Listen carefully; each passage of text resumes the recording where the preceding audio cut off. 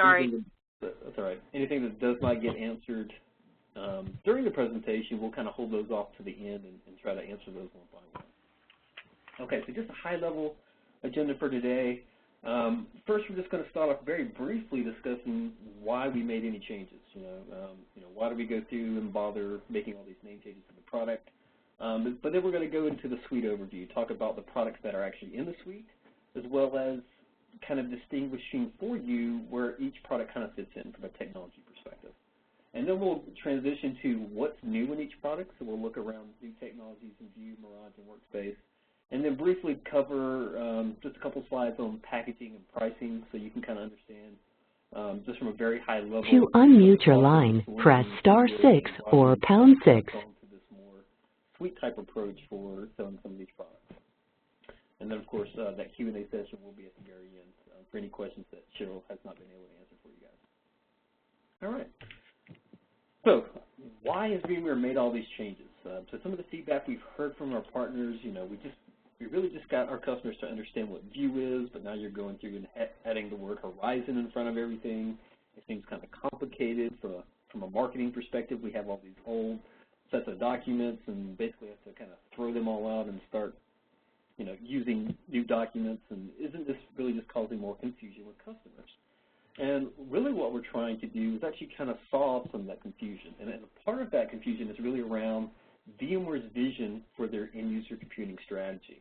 So this is something that we're really trying to change for our customers, because what we found is, as we've acquired these net new technologies outside of VMware View, like technologies such as Horizon and Mirage, is that most of the customers weren't really sure what they needed from a technology standpoint, right? They see all these, or they see these three products and they're like, well, they all kind of sound like they're doing similar things. Why do I need one over the other?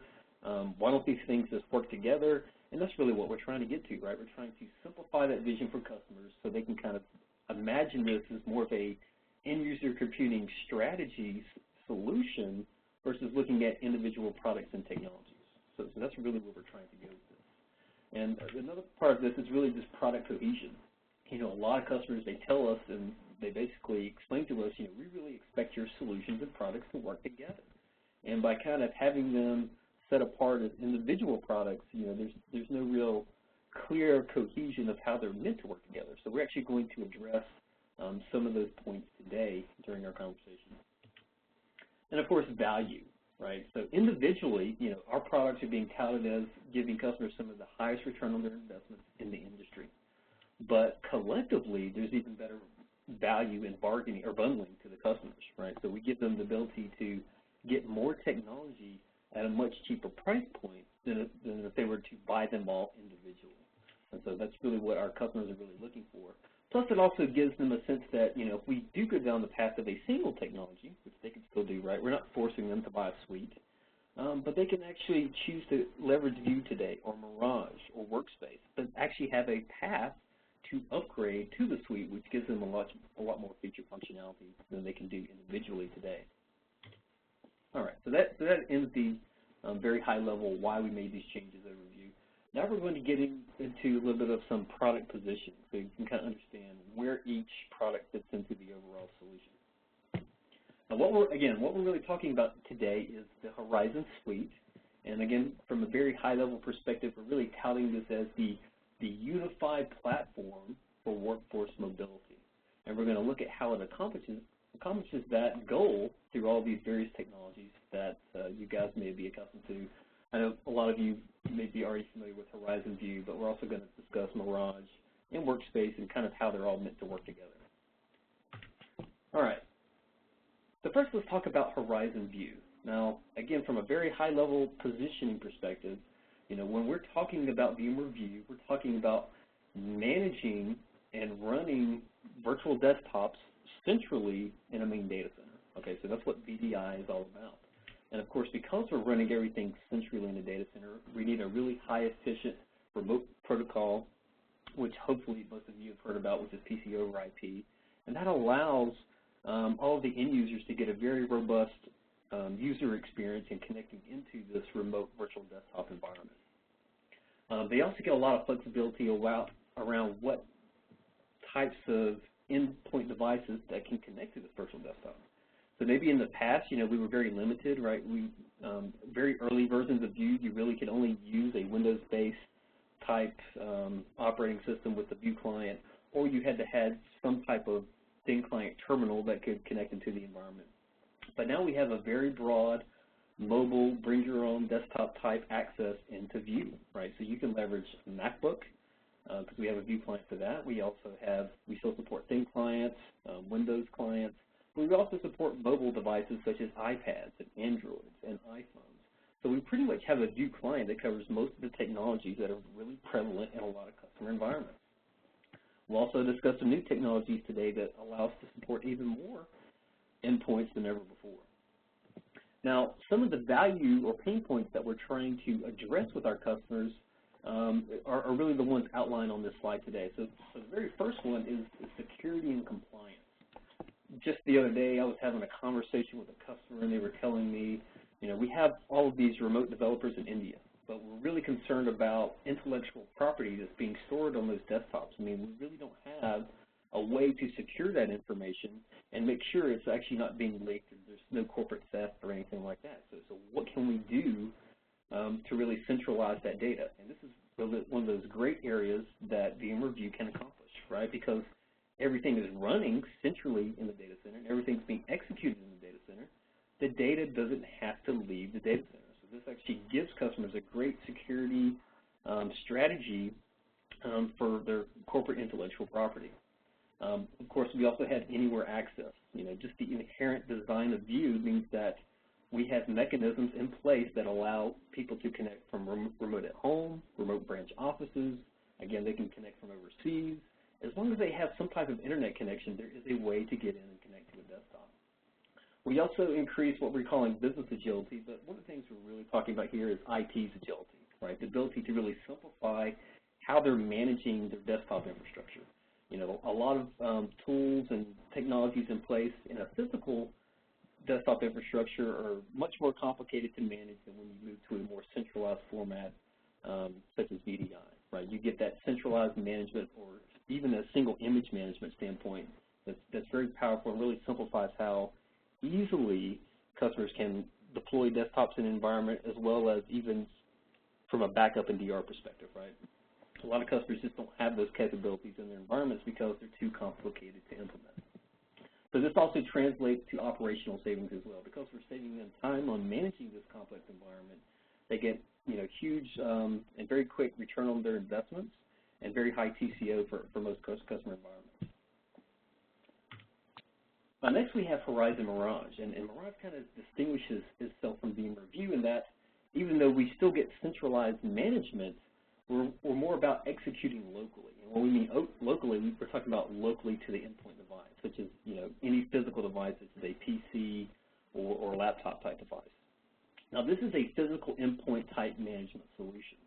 So one of the things that we're talking about when we talk about VMware View is really the ability to get customers to a single image. If I can just have one corporate image to manage for all of my physical endpoints in my environment, I've really simplified the management of that environment. And so that's one of the things that Mirage actually delivers to customers.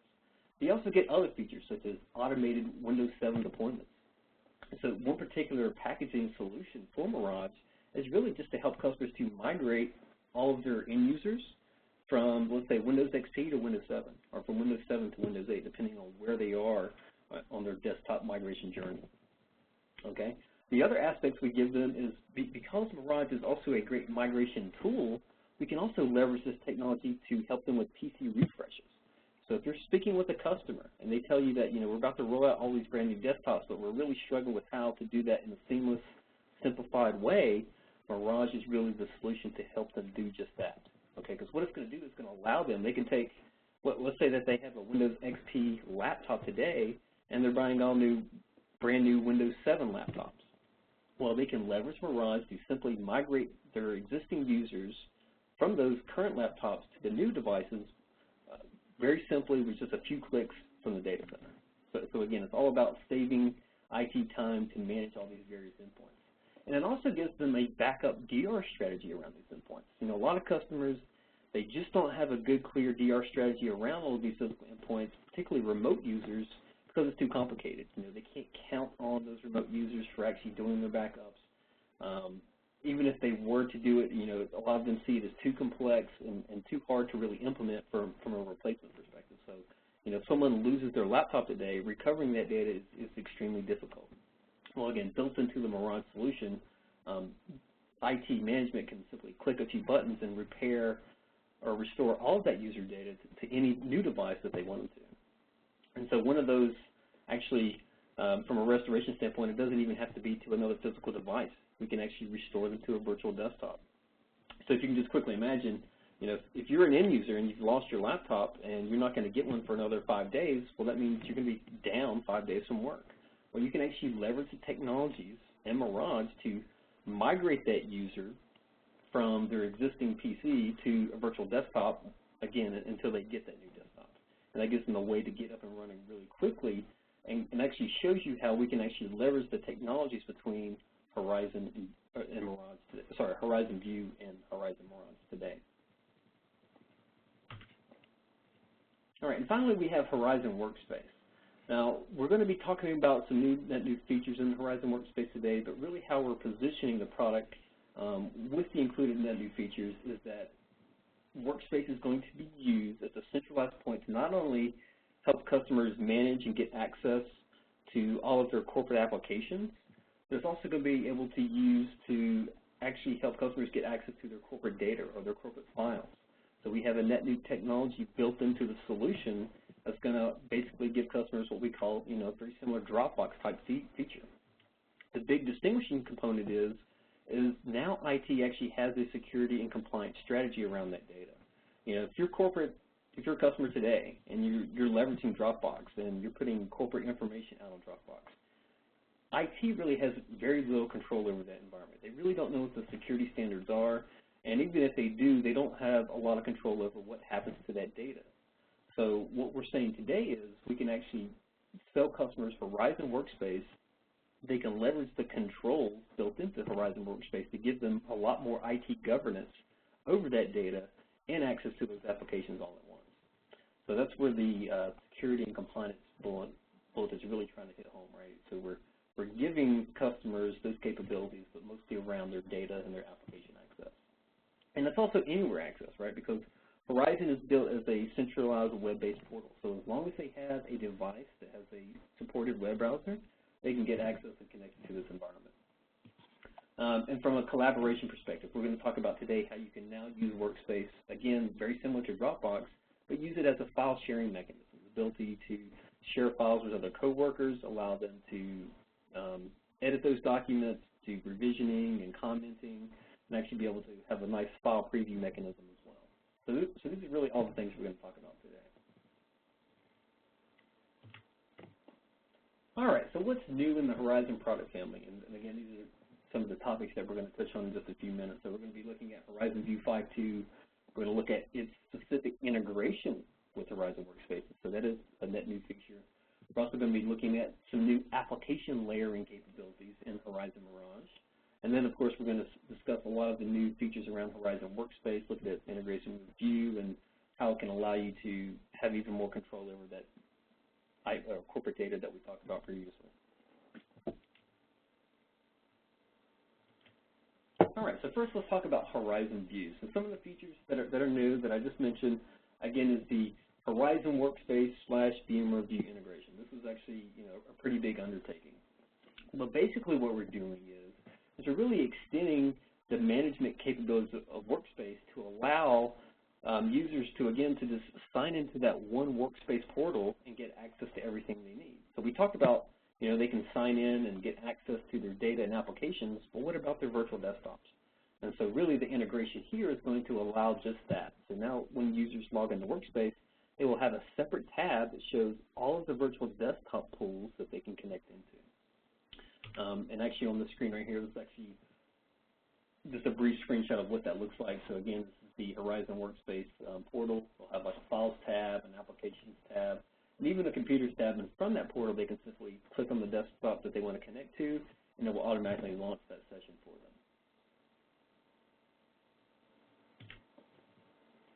Something that's also a brand new feature is a new HTML access for view desktops. So something that, for a very long time customers either thought we had or, have really just been asking us capabilities to do is the ability to just connect to the view portal and connect to their desktop without having to download and install a client. Well, those capabilities just, we never really had them, and we didn't have a good way to do them and still give the customers a good end-user experience.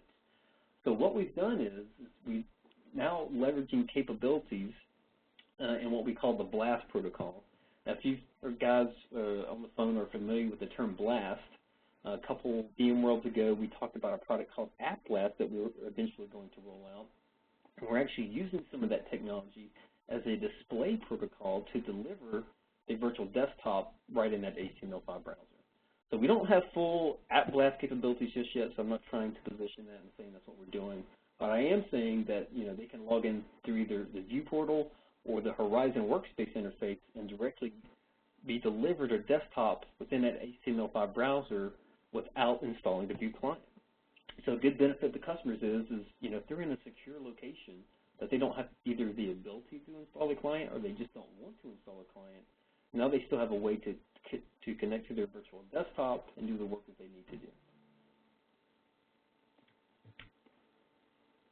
We've also expanded our unified communication support in the latest View 5.2 release. So you're going to see full support for Microsoft Link clients inside of a virtual desktop. Now, from a protocol perspective, you can use either remote desktop or PC over IP. Both are fully supported to leverage this technology. So if you have any customers who are asking if we're leveraging Microsoft Link today, is it going to work in a view environment? The answer is yes, we fully support it today.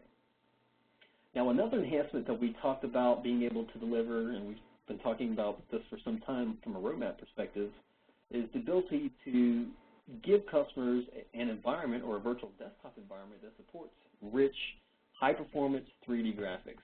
And so, back in vSphere 5.1 release, we talked about putting in the plumbing and the technology from a hypervisor perspective to support this.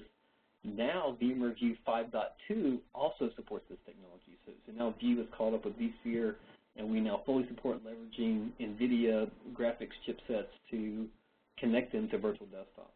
So if you have any customers who are looking to do high-performance 3D rendering in a virtual desktop environment, we finally have a solution that works for them. Now, I do have a notation at the bottom of the screen.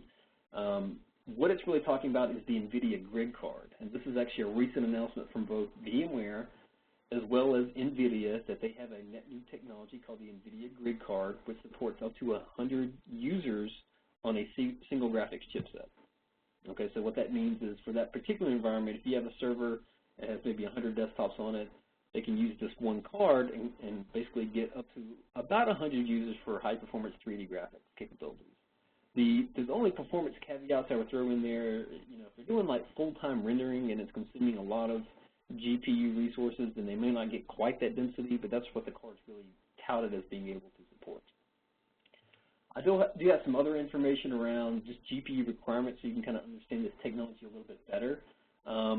So we have 3 cards listed on the screen. One is the NVIDIA grid card. Again, its unique capability is the ability to have many desktops on one server sharing that GPU.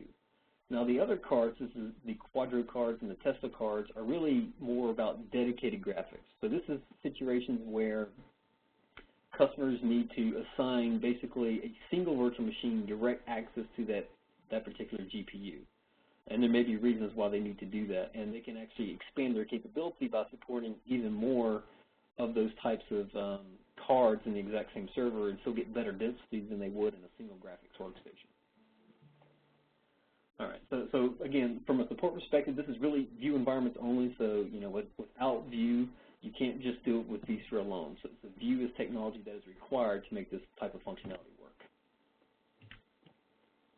To enable that support, it's actually a property of the virtual machine itself, so you just need to go in and make sure that you enable the 3D graphics capability.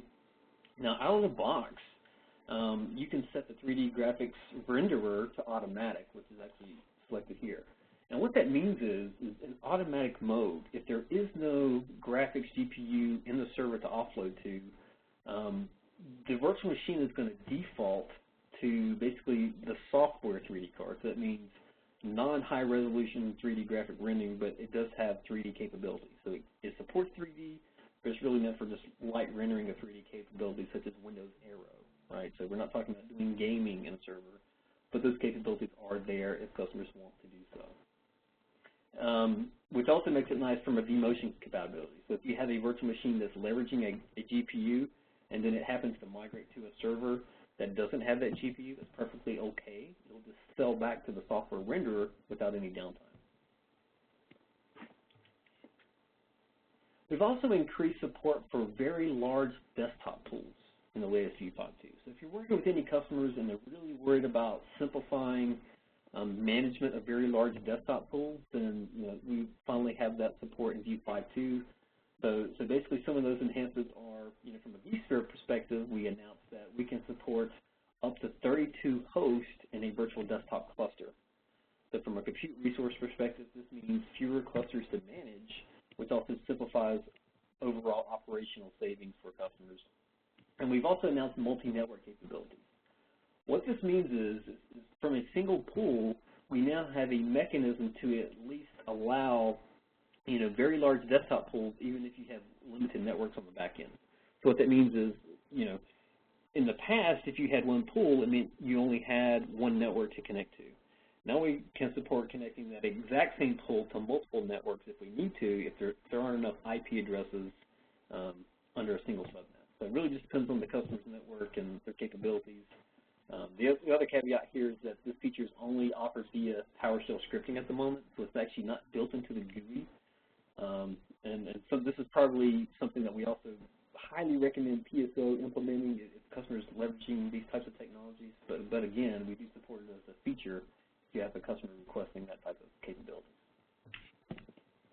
We also have accelerated pool management operations. So what operations are we talking about? Well, faster provisioning and faster time to recompose a desktop. And for those who are not familiar with Vue terminology, recompose means basically re-give them a new image. So that we've made a tweak to their image and we need to get rid of the desktop and recreate it. That's what we call a recompose operation. So basically, these types of operations, we're basically touting a 2x improvement from a speed perspective or a time perspective. What's great about this is in the past, if you had a user or customer that was trying to recompose 2,000 desktops, this could take longer than a single shift just because of the amount of time it takes to destroy those laptops, shut them down cleanly, recreate the image, and have them reprovisioned. Now we can do all those tasks in a single shift, and we actually have some of these times actually documented in some of our latest Vue admin guides. So if you go to our documentation website, you can actually see more information about that, or you can simply contact us directly and we can get you that type of information. But really, it's, all this is about additional operational savings for the end users or the customers, as well as just making it much quicker from a management perspective, right? Saving them time and saving them money. All right, so let's actually now transition to some new features around Horizon Mirage. And again, because Mirage is relatively net new as a product and a lot of people aren't familiar with it, I want to first start this conversation off again talking about what Mirage does. And first, let's look at it from an IT department perspective. So again, at the beginning of our conversation today, we talked about Mirage being all about single image management, very similar to VMware View, but differently, right? Because we're not talking about centralized management from a virtual desktop perspective. We're talking about centralized management from a physical endpoint or PC or laptop perspective. So this is actually a great solution for a lot of customers. Many of your customers today may not even have a virtual desktop strategy. They may still be looking for tools to help them manage their physical desktop infrastructure. Again, this is the perfect tool for them to accomplish just that. This gives them disaster recovery of an entire PC.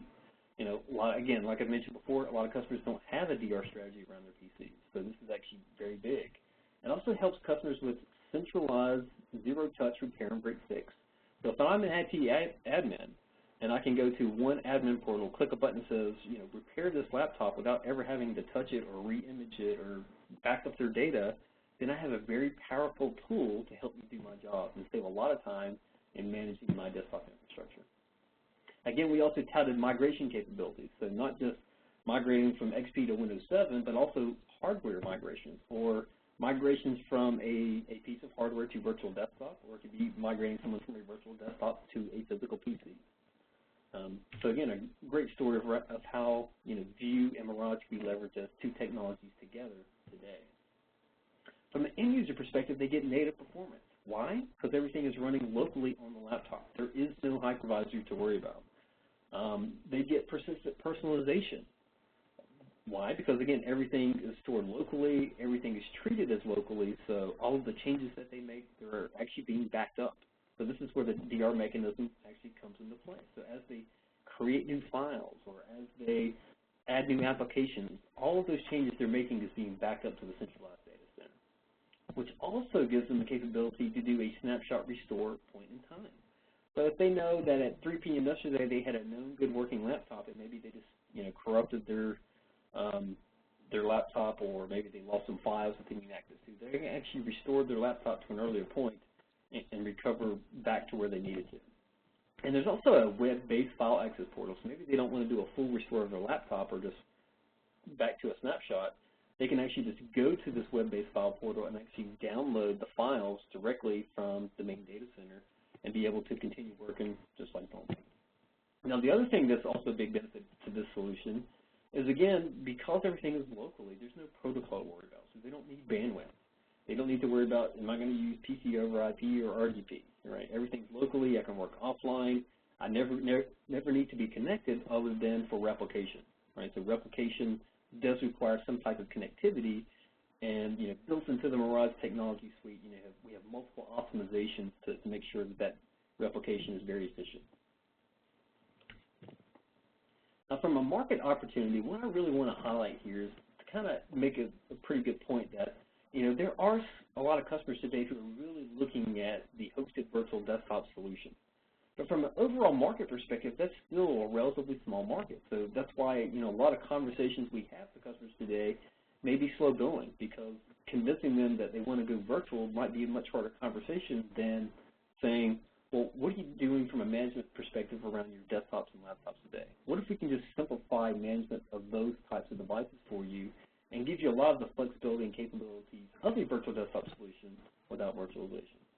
Or even maybe you have a customer who's already leveraging View today. Well, a lot of those customers can't have a fully virtualized environment. They may be 50 or 80% virtualized, depending on their situation. So there's always those number of desktops that won't be supported for whatever reason as a virtual desktop. So this actually gives them a complementary solution to help them manage their physical assets. So again, very complementary to View, and we discussed some of the ways that those integrations could actually work together. And another thing, from a competition standpoint, Microsoft or Citrix doesn't really have a story around the space just yet. So it really makes Mirage a very unique solution when talking to your customers about it. Going into a little bit of how Mirage is actually treated on the endpoint, this is just a representation of the image that's kind of broken apart on the end user's PC. So what Mirage is doing is, again, basically a layering technology. So it looks at the local image that it's already running on the endpoint device, and it kind of breaks it into individual layers. Now, all of the layers in green are really the layers that are controlled by IT. And these are very important. So if we look at the base layer, right, this is actually the layer that stores information around the operating system, any core applications and software that IT needs absolutely to be delivered to those endpoints can be stored in that base layer. We also have the unique driver library.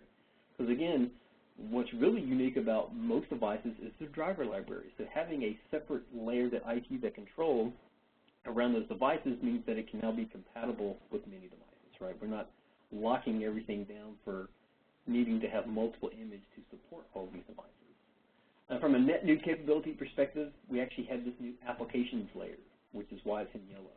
And what this really does is it gives us the ability to not have to include so many applications in the base layer, but now an ability to deliver more granular applications to either specific users or just types of users based off whatever lines of the vision that makes sense to the customer.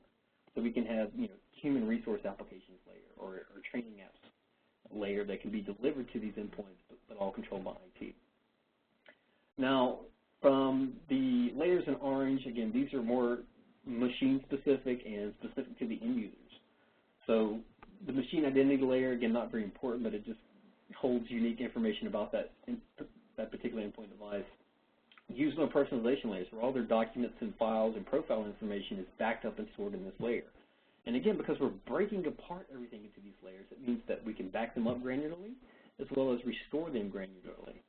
So this is very important, right? So if all I've done is, I need to update the base layer and give them the latest patch of Windows, then all I need to do is send them just the few bits that are needed to update that base layer. I don't have to upgrade the entire machine. I don't have to re-image the entire machine. I just send them the bits that are needed to make it current. And even from a restore perspective, if I've lost my applications or my profile on a machine that has become corrupted, I can just restore those individual layers versus, again, having to re-image everything and restore something from a very complicated backup. Quick overview of the Horizon Mirage architecture here. For the most part, most of the work is being done by the centralized Mirage server. I don't want to confuse everybody too much what's going on. But the Mirage server is where the admins connect to do their work. It's where all of the files are being backed up to. From an availability perspective, if this server goes down, it's not that big a deal because everyone is running locally. From an availability perspective, or even from a expansion perspective, if you're worried about capacity of these Mirage servers, you can have multiple Mirage servers, and you can kind of add them as a Mirage server cluster online without any downtime for management. However, if you do so, you are going to require a load balancer to kind of sit in front of those Mirage servers to balance the load between them. Okay. Now, from a resource-intensive perspective, really where this is mostly intensive is from a disk consumption. All right, and most of that's because we are backing up a lot of data of all these endpoint devices to this one centralized repository. Now, we do, not necessarily in this presentation, but in some other documentation that we have, if you need more information around what are the storage requirements around the solution, Cheryl and I can get that type of information for you. All right, and again, just to kind of compare the two solutions side by side one more time, is again, we have Horizon View. It's all about hosting virtual desktops, centralizing the data center, giving the security that the customers are looking for from both a desktop perspective as well as a data perspective, but also giving them roaming and remote capabilities. Just a few days ago, I had a customer call me from a hospital, and they needed the capability to have their doctors be able to go from floor to floor or room to room and desktop to desktop, but still be able to get into the exact same patient records that they were looking at in their office. And so that's a great way to position something like Horizon View. Now, Mirage doesn't have that capability, right, because it's not about roaming desktops or being able to keep your session persistent across devices, but it is about offline flexibility. It is about getting native performance and full DR synchronization back to the main data center. So again, just kind of comparing the two side by side, but also letting you know that they can overlap and work together.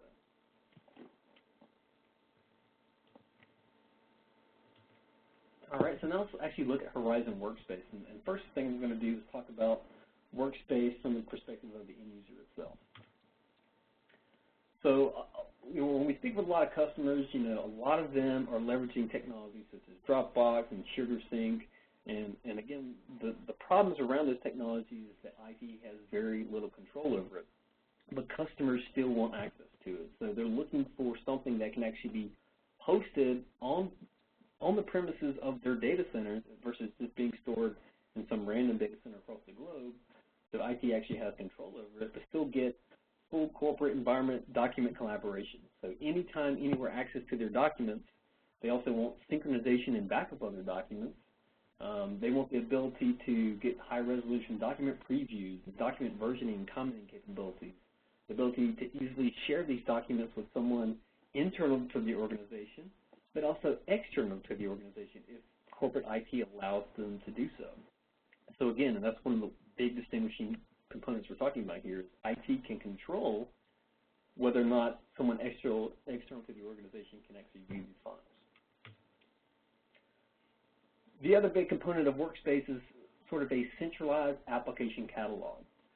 Now, these applications can be, SaaS-based or web-based applications, or they could be internet-based applications that we're entitling to the users. If you think about some of the challenges that the end users are dealing with, right? In this particular screenshot, we're showing roughly, well, let's say 20 applications that a user might have individual usernames and passwords in a traditional SaaS-based environment.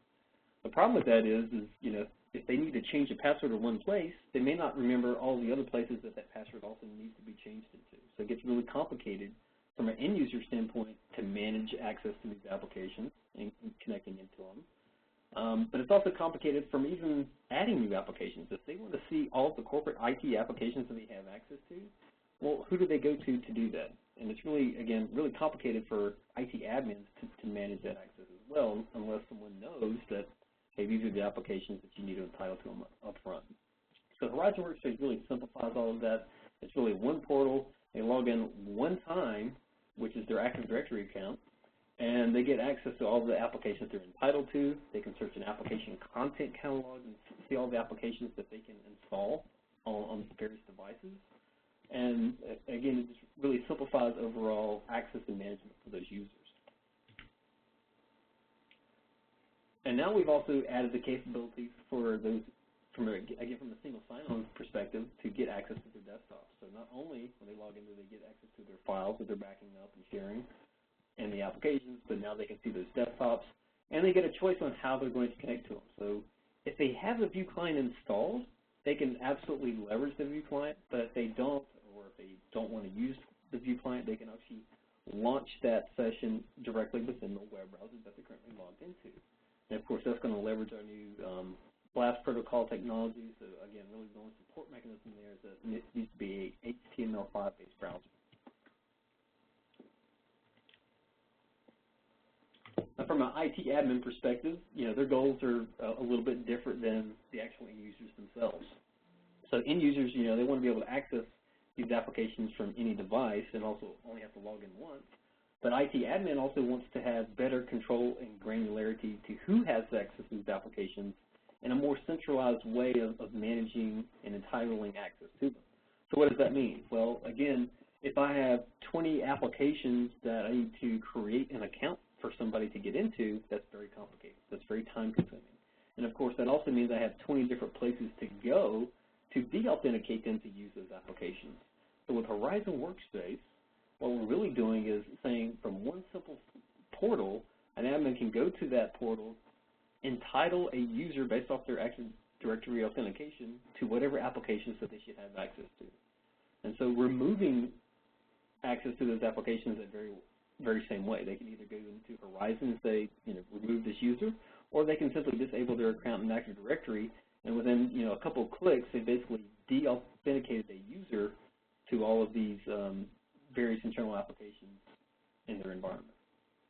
They also get centralized management and policies around the applications. So now they can actually look from one portal, how many times have, people logged into Google Gmail or something along those lines, right? So they can actually see very granularly who's accessing what applications. They get reporting mechanisms around those applications and much better granular policy enforcement. We're also touting enterprise-grade security in this product. So we can actually register endpoint devices with the Horizon solution. We can determine, based off the device they're using, whether or not they should actually be able to see the content that they're requesting.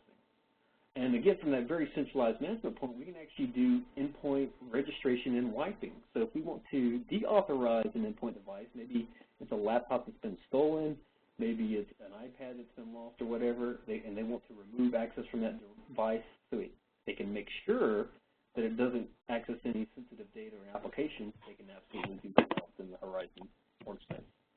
And we also get full encryption, so anything that's actually being stored, it's all 256-bit encrypted. We support two-factor authentication. I know here at VMware we're leveraging RSA Secure ID with our environment, so of course we have to put in a PIN just to get into the Horizon Workspace. But once we do, we get access to all the applications that we use on a daily basis. We're also adding secure mobile workspace management. So now this is something that we've been kind of previewing to customers for some time. It's now actually a part of the overall solution strategy for Workspace. And what we're really showing you guys here is the ability for IT to not have to worry about what type of data is being, or applications that are being stored and secured on various mobile endpoint devices. I don't know if any of you have seen some of the devices that are actually on the market today, but basically what we're actually showing you here is the ability to have two sort of operating systems on the phone running at the same time. So sort of, you know, mobile virtualization. And what a user can do is they can have their own personalized environment that they can store all of their personal contacts, photos, applications, data. It can be, you know, very unsecured, and with a single swipe, they can move over to a corporate cell phone image that is being controlled and secured by IT. So what this means is IT doesn't have to worry about any personal information on that device. They also don't have to worry about whether or not the end user has a password on their personalized workspace, because they can secure the corporate image any way that they want to. And so again, it's completely controlled by IT from that perspective, but it also gives the customer to not have to worry about having two cell phones to get those two distinct environments. So that should be on the market today. Currently it's just Android, but later this year, again, I don't have a time frame on this, but it will be rolling out a iOS version of this solution as well.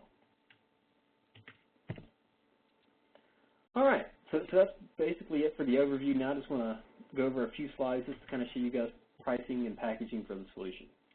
So as you can see, the VMware Horizon Suite is $300 per name user. Okay. Now, when you get the Horizon Suite, again, you're getting all three products. So you're getting entitlement for Horizon View, Mirage, and Workspace, all with a single name user license. Now, one of the things I will kind of lay out for you from a distinguishing aspect is, if you go down the Horizon Suite path, you know, in the past, previously, Horizon View was all concurrent user licensing. And as you can see here, from a standalone product, it's still $250 per concurrent user. So that hasn't changed. So if customers are worried about, well, we want to buy View, we don't want the suite, we still want concurrent licensing, we have a passive in, don't worry. However, if they do buy the Horizon Suite and they want to leverage View, it's per name user instance. So if they have 500 users, then they need 500 licenses, even if they're only going to be leveraging View / and/or Workspace. Also, there's no way to really break the components apart, right? So if you buy 100 licenses of the suite, that doesn't mean you can use 100 different users to use View and 100 different users for Workspace, right? They all are uniquely named instances. So in that particular case, you would need 200 named users of the Horizon Suite, all right? Again, I'm just including in another slide because Cheryl's going to actually distribute this content out to you so you can actually use it to review and use this in any customer presentation where you feel necessary. But this particular slide just kind of lays out the various products and features that each particular component is bringing to the suite. It also talks about, again, pricing of each individual product, as well as showing you their overall components they get in the suite as well. Another thing I wanted to mention is currently we are offering a upgrade from Horizon View Premier to Horizon Suite. So if you have customers, existing customers today who already have View Premier licensing and they want to upgrade to the suite, they can now do that at a 49% discount. So what we're actually showing here on the screen is that typically the upgrade license for a single, well actually it's for a single concurrent user with inside of View Premier is $350, okay? However, what I will say is that one concurrent license is actually traded up to two, so that's the only thing that's a little bit complicated, right? So one View concurrent license is worth 2 Horizon Suite name licenses. And now they can get 49% off, so that means they're upgrading one concurrent license to 2 name licenses for $180, basically breaking down to $90 per user. That sounds a little complicated, but hopefully it's not. It's relatively straightforward. If you have any additional questions about that, we can take that offline or discuss it after the call. Okay, so many capabilities, one suite, right? So again, what we're really trying to get to is try to break away from those conversations where, we're talking to customers about individual technologies. Again, just last week I had a customer conversation where, it was kind of prefaced as, hey, we're going to talk about VM review today. And after just a couple of questions of asking the customer very directly, well, what do you want to accomplish in your EUC strategy over the next couple of years? It quickly became very obvious that the customer doesn't need Horizon or just Horizon View, but they also need technologies that's in the Horizon Mirage as well as Horizon Workspace to really complete their overall EUC strategy. And so again, what we're really trying to hit home is, the Horizon Suite is that EUC strategy / solution that's going to enable them to do exactly what they need to do to actually get them where they want to go. All right, and so now what we're actually going to do now is turn it over back to Cheryl so we can open up any Q&A for any questions that you guys might have about what we talked about today. Okay, great, thank you. Can you hear me okay? I can. Great. We did have a couple of questions. One of the questions was, does the suite come in concurrent licensing also or only named? So I wanted to be clear about that. I think that was your slide 42. Yeah, what was the question there? I'm sorry? Does the suite come in concurrent licensing also or only named? Oh, okay. So the suite only comes in named user licenses. And the main reason behind that is because of how the technology is delivered. So when you think about it this way, you can't have a concurrent Mirage access or a Horizon Workspace concurrent user access. It's really being assigned to a user, right? Because you're entitling a user to use Workspace, or you're entitling a user in their endpoint device to leverage Mirage. So there's no way to do concurrent licensing around this solution. So we kind of have to package everything in the suite as a named user. Okay, so that's why we don't offer a concurrent licensing base for that particular packaging, if that makes sense. Great, thank you. Also about the Horizon Mobile. Now, it's my understanding that it's going to be certain phones that are going to support that feature. Is that correct? Yes, so around the solution, there's only as far as I'm concerned, there's only one phone out there on the market that can actually do it, and it is an Android-based phone. I'm trying to remember what booth I was at VMworld this year, but I think it was, LG. It may have been a Samsung phone that was actually being offered that actually has the mobile manager built into it. So, I thought it was LG. Again, very limited market at the moment, as we kind of highlighted here on the slide, but that market's going to be increasing later. And there's going to be like a specific version of an Apple iPhone or iOS phone that will support the solution as well. But again, not currently on the market. Only the Android phone is. Right. Okay, great. Thank you. Any other questions out there? Okay. Great. Okay. Well, thank you for joining us today, and look for our next webinar in about probably a couple of weeks, maybe 3 weeks from now, and hopefully we'll have some exciting topics. I know we will. Thank you, Cameron, for your time. I appreciate it. But if Absolutely. you do have any questions, please feel free to reach out to me, sevmware@techdata.com. I am recording this session. So